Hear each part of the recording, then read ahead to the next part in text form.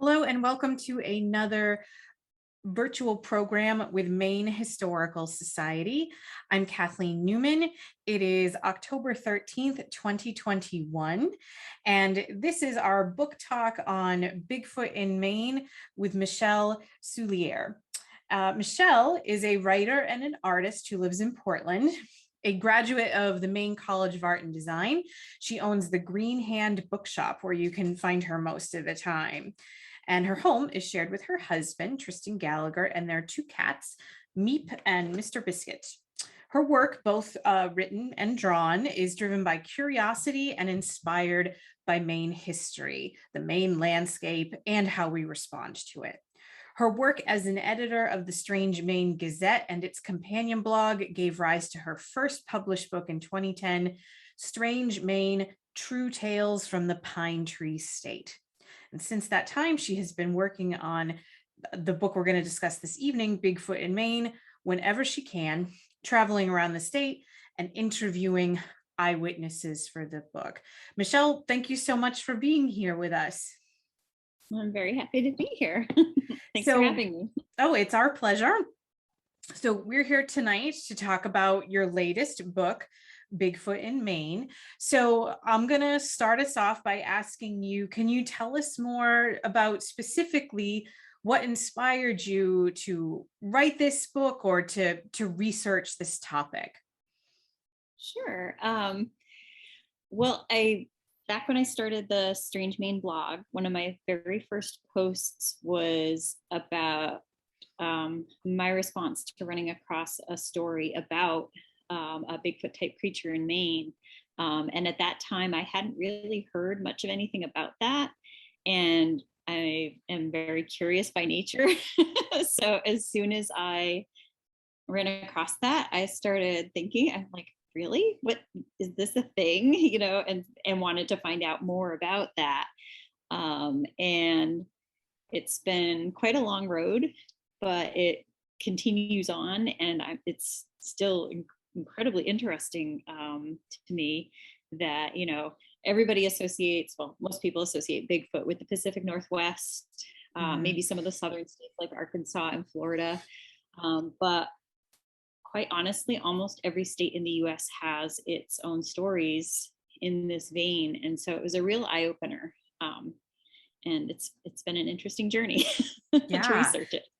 Absolutely. Can you give us a quick history? And I mean, in your book, this history spans, in the modern era, I would say starting in earnest in like the 1950s and 70s to today. But could you give us a quick history of Bigfoot sightings in Maine? It looks like they go probably as far back as the 1700s, maybe even further. But again, that it really starts to peak in like the last 60 years or so. Mm-hmm. Yeah, there are a lot of tantalizing hints kind of buried in much older Maine history. I think I might be wrong, but Champlain, I think, mentioned some very strange beings that he encountered on the coast way back in this exploratory era. But what I found in my research, like the earliest stuff was probably sometime in the 1700s. There was a giant skeleton found up in Deer Isle, which I have not been able to trace. So just a gigantic human skeleton, which was found entwined in the roots of a tree with a more normal sized human skeleton. Wow. When was that discovered? Do you remember? That was discovered in 17. And the other problem ballpark it. Doing historic research, it's tricky because a lot of the times it's written into town histories, which this one is in the Deer Isle town history book. And what they'll do is they'll say, 150 years ago. So you have to ballpark it from when they wrote the book and track it back, because I still haven't been able to find out any primary sources for it. So in the 1700s it was discovered. And yeah, and then apparently a local doctor of some sort took over the skeleton. I think that was the, let's see, oh no, the 1700 stuff. I stand corrected. Deer Isle was probably found about 1830. Okay. But the 1700 stuff was more in the veins of wild men. So strange, hairy men appearing in the fields, picking crops illicitly and running away from people, or sometimes threatening them. But there's a lot of wild men accounts, which are in some ways tied to Bigfoot accounts. They're sometimes related and sometimes the line blurs, but a lot of them are just people who, are basically feral humans, or people who had just, lost their minds and their faculties as a result and had been reduced to almost an animalistic existence. Finding actual Bigfoot stories is really tricky and doesn't really pop up until the late 1800s. When you start encountering stuff like people running across a giant gorilla-like creature when they're out berry picking. So there's a lot of tantalizing hints of wild men and creatures prior to when the newspapers started picking up stories, which we are able to access now. I know we're going to talk more about historic research, but one of the most tantalizing things is knowing that there are probably stories buried in diaries and journals that haven't been digitized yet, and that, or and probably lots that have been destroyed over the years, and just knowing that somewhere there's some more interesting stories right out so there. One of the things I just kind of question that just came to me as you were talking was, how do we account for that? Do you think it's that question of just like the records aren't available, they aren't there, or is this something that people just were hesitant to talk about until a certain point? What do you think? I think that I would hope that diaries and journals would be a key, because I think people even back then kept this stuff private. The story of the wild men in the Gorham and Scarborough area, which would have been the late 1700s, that was given to the fellow that wrote the Gorham town history as an affidavit by a man who had been a child when it happened. So I think there's a lot of stuff that people kept close to the chest, maybe only put in their personal diaries or journals if they kept them, which never made it onto the printed page, and were available only as word of mouth and then disappeared over the years.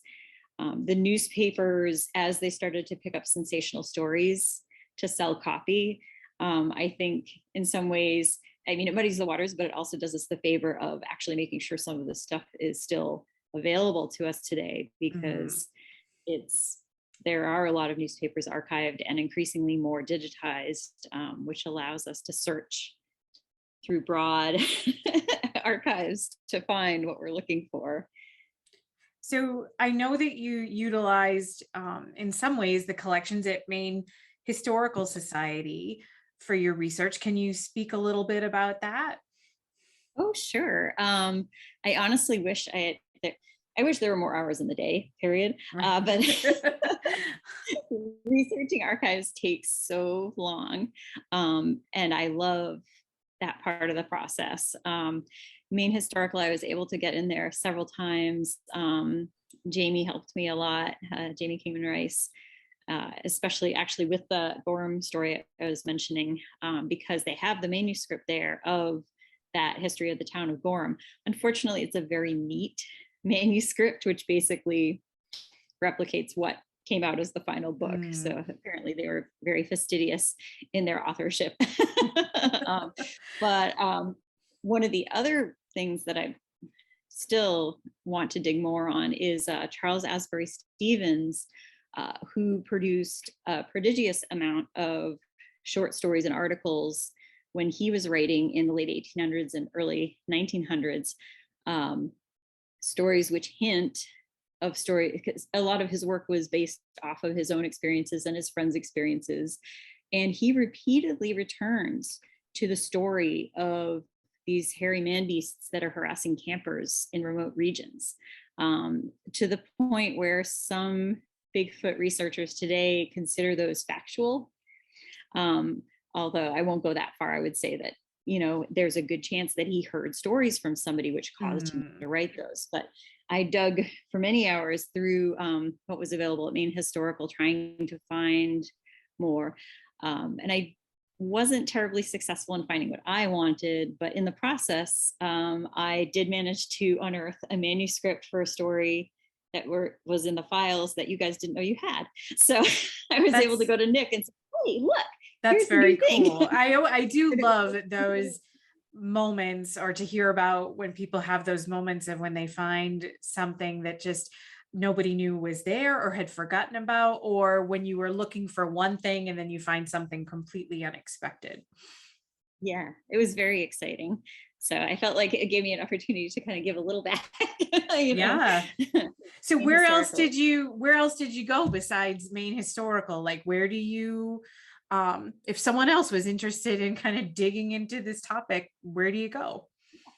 Maine has a lot of smaller historical societies across the state, which, except for opportunities they've had to digitize stuff through you guys and through grants, a lot of it remains undigitized, but it's there if you want to go use it for your research. So if you're specifically researching one area, the local historical society in your town or adjacent town or your county is probably rife with all sorts of interesting stuff that will, not only give you new details, but also give you context for all the things you're trying to figure out. So I would definitely recommend to anybody who's doing local research, don't overlook that teeny tiny history. And the people that work there or volunteer at those places are usually, good authorities on all things local. They would know who to point you to or what to show you, because they know their collections and their town history probably better than anybody else. Yeah, they absolutely do. And the other place, the place that I use, of course, because I'm in Portland, is the Portland Room at the Portland Public Library, which is a phenomenal resource.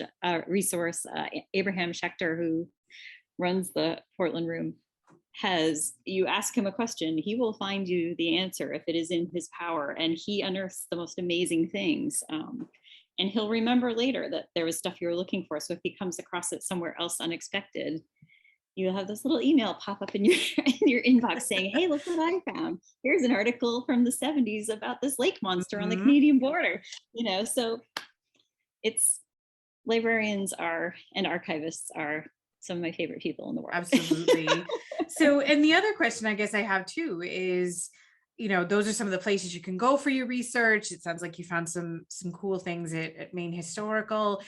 What do you say to the librarian, or if you're looking digitally, like what are the phrases that you use, or do you say, I'm looking for Bigfoot, or do you start with something else? I tend to take a pretty oblique approach when I'm doing requests directly to librarians, because I have sent requests to a skazillion librarians all across the state and across the US. And I tend to couch it in historic terms because that's really the primary interest. And so I say, I'm looking for this story in this area of time, possibly involving this person or this place. And I know it was in this newspaper, but I don't know exactly when, and try to set it up in that vein. And then if they ask for more details, then sometimes it gets into, what in reality, what I'm really looking for. And a surprising number of librarians have been delighted to find out what I'm really looking for, because they like something interesting, it's something new and different that they haven't been asked for before. If I'm searching, I also use digital newspaper archives, which are a mixed bag because the text recognition is not always spot on. So you sometimes have to get very creative with how you search using keywords.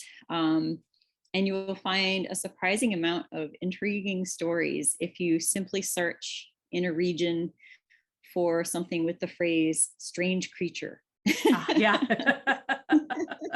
So So let's talk a little bit more. So in the book, I mean, you talk about sort of the idea like what when we're talking about when people say Bigfoot, like what does that mean, and why you think a place like Maine could potentially support some kind of creature like that. But a lot of your book is talking about people's encounters or their stories from Maine. And it sounds like that a lot of the people that you spoke to um, described feeling isolated or even ostracized because they had had this experience and not always willing to talk about it. Is that correct? that, yes, absolutely. Yeah. Definitely a lot of them, especially if there was any sort of press attention at the Mm, time, if it leaked to the press, there was usually a huge backlash from, neighbors, coworkers, family members in the area that would continue for decades and decades and decades. wow. Um, if you escaped the notice of the press and you tried to tell your family and friends about it, 9 times out of 10, you would get laughed at and they think you're crazy. Oh, you imagined it. Or were you drinking that Mhm. night? Like, Right, like there's a right. whole of possible explanations for why you didn't see what you saw. Um, so that's definitely part of it.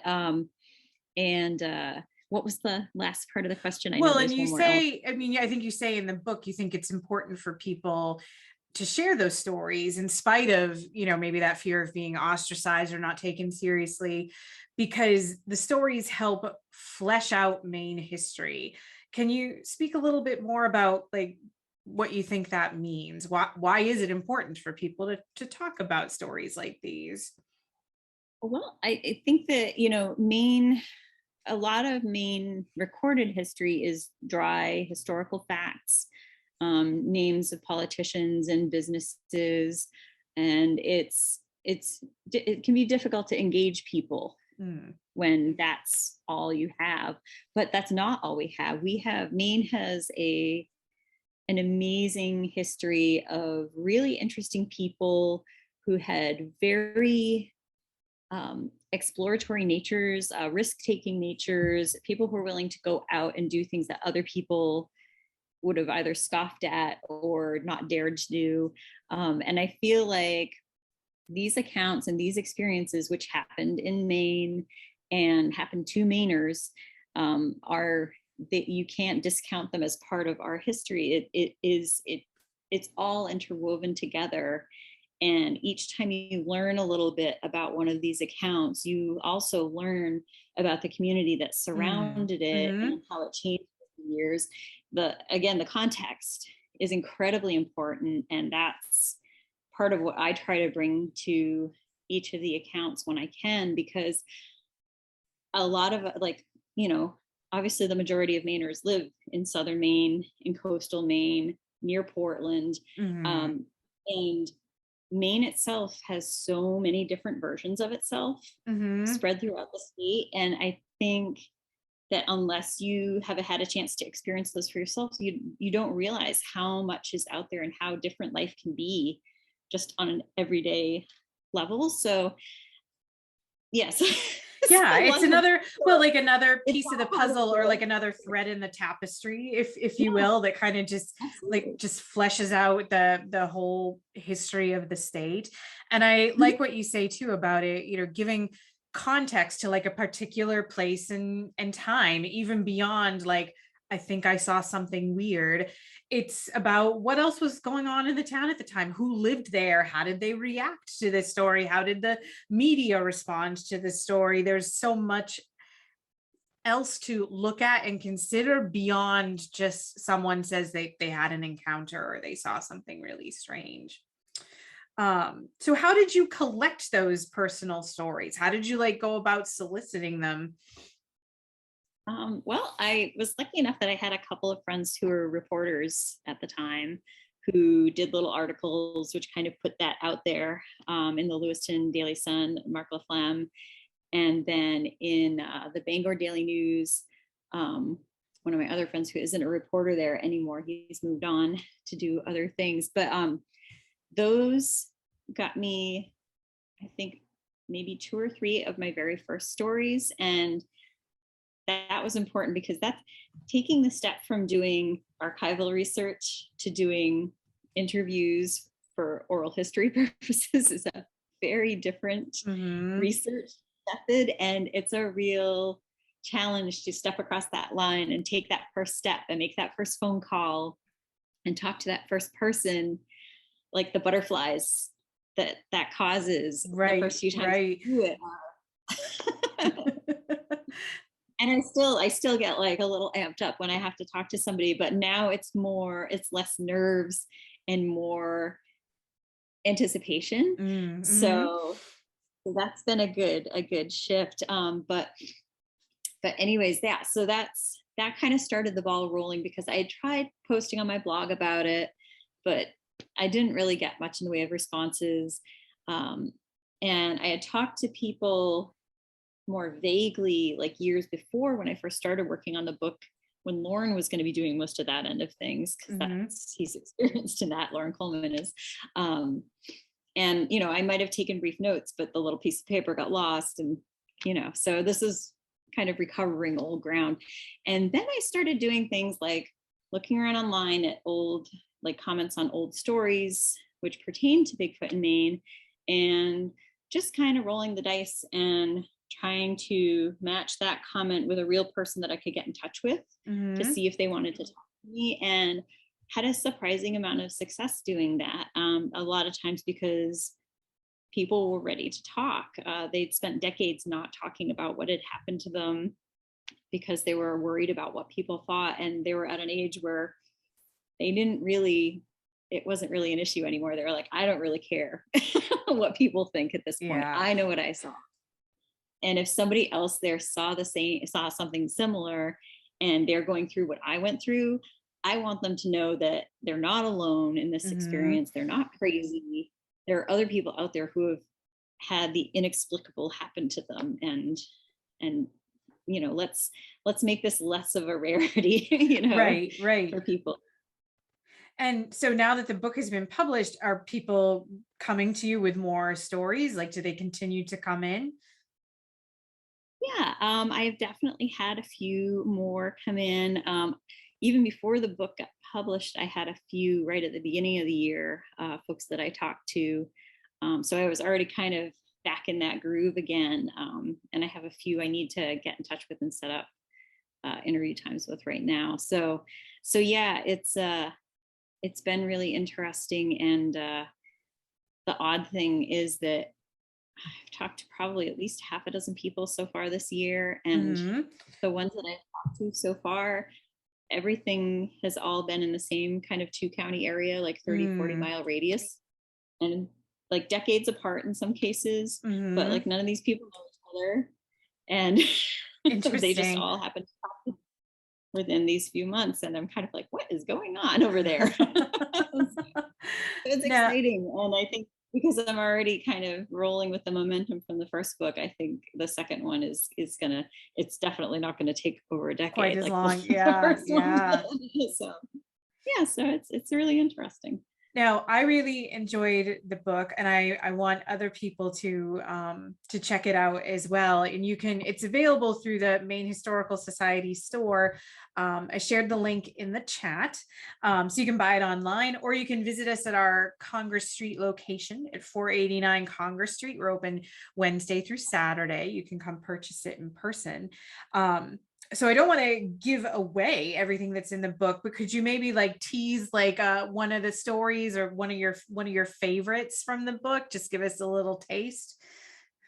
Sure. One of my favorites is, well, there's a whole cluster of encounters around the Brunswick and Durham area, all in the 70s. Well, there have been ones since then, but the two in particular I'm thinking are in the mid to late 70s.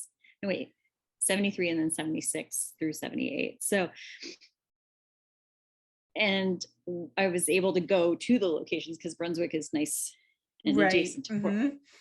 was a good trip. I went out with one of my friends who's a Maine guide, and we went into the woods and, looked around to kind of get a feel for the landscape, because the landscape becomes a huge part of these stories.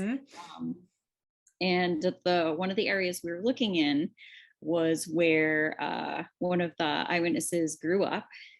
He grew up on the River Road in Brunswick, in an area that's surprisingly undeveloped still, and still has lots of wooded acreage near the Androscoggin River. And he was a teenager, and he spent a lot of time out there tromping around himself. He, prided himself on being able to sneak up on animals. It was kind of a game he would play. And while he was out there, he started encountering something else, something that was not, wasn't a moose, wasn't a bear, wasn't deer, wasn't another human being. And he kept getting these tantalizing hints, ferocious ferocious howls and roars, trees being broken at really tall heights, in a threatening manner, like, in a sort of a territorial kind of scare you away kind of action. And so he, initially, ran home, because terrifying when that happens, when you're alone out there at night.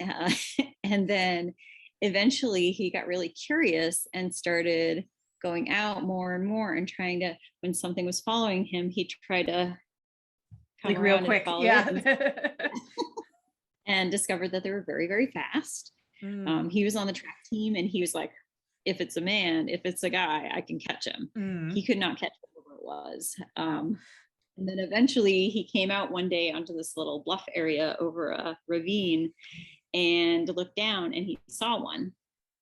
And after that, it was a whole new game. It was like a whole new world. He was just like, okay, this is something different.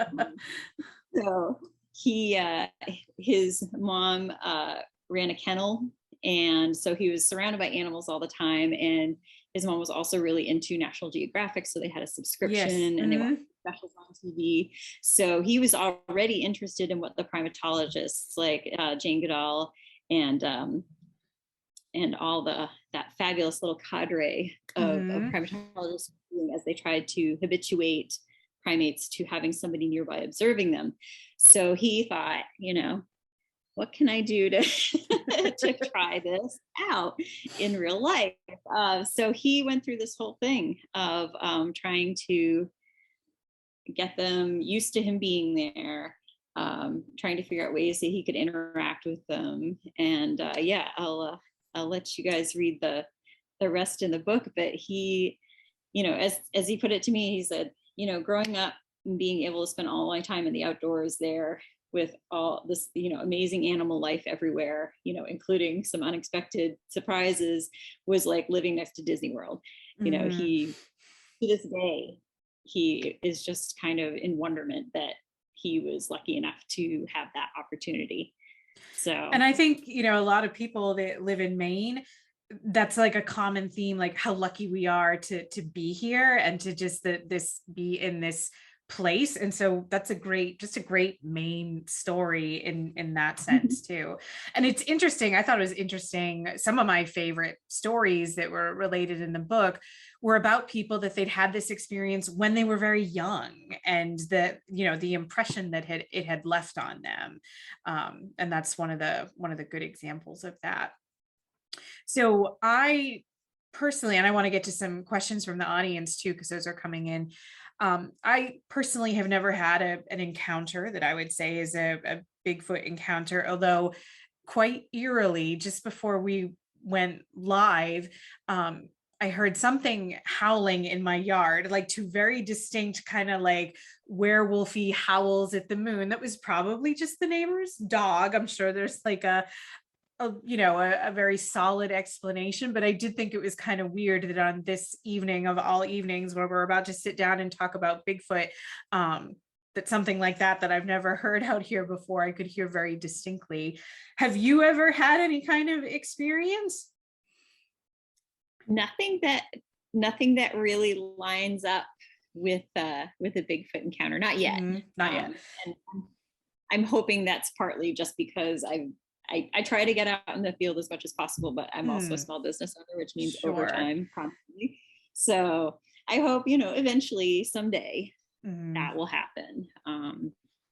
And try to keep putting myself out there just to see what happens. Sure. So a couple things the audience is asking, and we've gotten one comment, I want to read this book. When someone reports a sighting, do they talk at all about observing like differences in gender with these creatures? Like, oh, I could tell it was male, female, or do they comment on that at all? That usually gets glossed over, and usually if it's brought up by me with the follow-up questions. Sure. And most of the time, I would say the people I've talked to have said they weren't able to determine actual gender, at least anatomically. There are some encounters where there'll be multiple creatures, like a family group. And in those cases, there are differences in behavior that might indicate a difference in gender and gender roles. But I think I've only had one guy say to me that, what did he say? There might have been a bit of a dangler there, But that's only one guy out of, dozens of That's people. one way to put it. Yeah.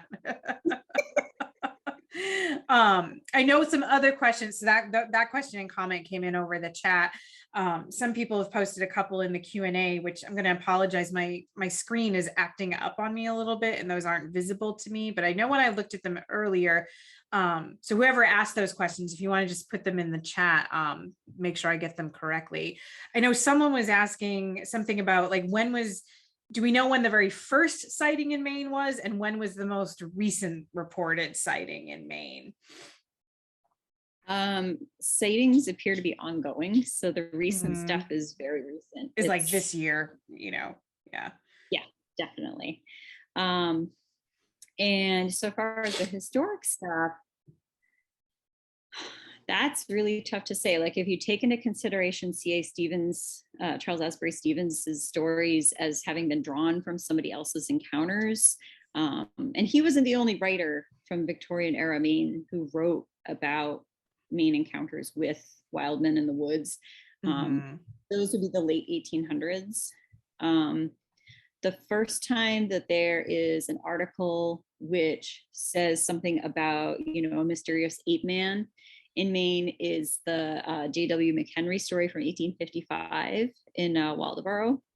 And that, from all the descriptions because it did make it into the newspapers at the time, the descriptions, to my thinking, when looking at existing primate species, it sounds like it may have been, I think it was a black spider monkey that it sounded most like, based on what it was eating or what it was willing to eat, and its stature and the way it was, its coloration and its hair.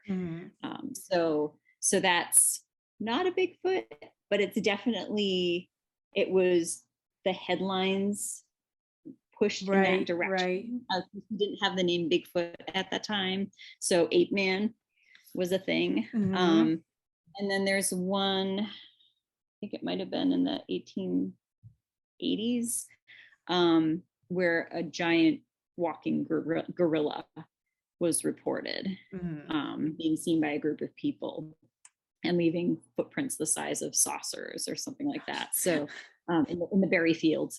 So yeah, so there, I would say earliest kind of prototypical Bigfoot would have been the 1855 one. And then moving into the 1880s and 1890s, you see a lot more stories about all sorts of varieties of either gorillas or wild men.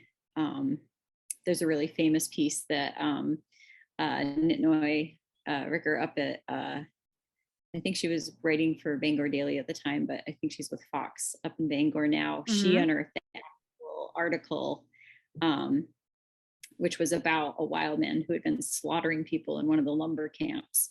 So that's a pretty sensational story from that era. So yeah, it's a real mixed bag, but they're out there. My apologies to anyone who's typed another question in the chat or in the Q&A. I'm having technical difficulties, and both my chat and Q&A have frozen up. I don't know, Michelle, if you can see any other questions that have come in. Yeah, actually, they're one of them was the one you just mentioned, which was where, oh, it says, where was the most where was the first sighting of Bigfoot in Maine, which we've kind of discussed. And where was the most recent sighting of Bigfoot is the other question. Wow. Well, I probably don't know about the most recent sighting of Bigfoot yet. But I know that there's definitely appears to be ongoing activity up in the Skowhegan area, which is being pretty thoroughly discussed by the people who live up there. And, you know, some interesting stuff going on elsewhere. Like I camped at the Bradbury Mountain Park just this past weekend with the Maine Bigfoot Foundation, and they had some reports from the park rangers there that some interesting stuff had been happening around the camps that people couldn't really explain. So, and that's fairly close to the Brunswick and Durham stories in my book. So there's a long history of activity in that area, kind of along the Cumberland and Androscoggin County borders. But what's interesting too is the stories do seem to come in from literally all parts of the state. It doesn't seem to be confined to just one place, right? Yeah. No, I mean, there are areas where I think there's more human activity, and so more activity gets noticed. Sure. But from the sounds of it, it's, you know, it's prevalent throughout the state, and there are just areas where there aren't people to talk about it because they're not there to see it. yeah. There could be all kinds of activity that we just don't know about. Well, thank you again so much for being here with us this evening, for talking more about this. The book was a really great read, and I want to encourage everyone to check it out. Again, if you visit mainhistorystore.com, you can find copies. If you're interested in visiting our store in person or just visiting Maine Historical Society, learning about becoming a member or how you can do Bigfoot research or any kind of research of your own, visit our website, mainhistory.org. And Michelle, your bookstore, the Green Hand Bookshop, that is at greenhandbookshop.com, correct? Yes. And also we can find some of your Strange Maine articles at strangemaine.blogspot.com. And people can also follow you online on Instagram at Green Hand Books or at Souliere for more Strange Maine content, and of course cats, which is just as much fun, right? Well, thanks so much, Michelle. Was there anything else you wanted to say before we close out for the evening? I guess maybe just to say that, you know, to people in the audience, don't ever assume or don't ever take for granted your local history. There's always so much there waiting to be discovered, and you just have to look and ask questions, and stuff appear. It's all there waiting for you. Very well and said. It's an exciting thing to start to find out more about it. It really fills the picture in.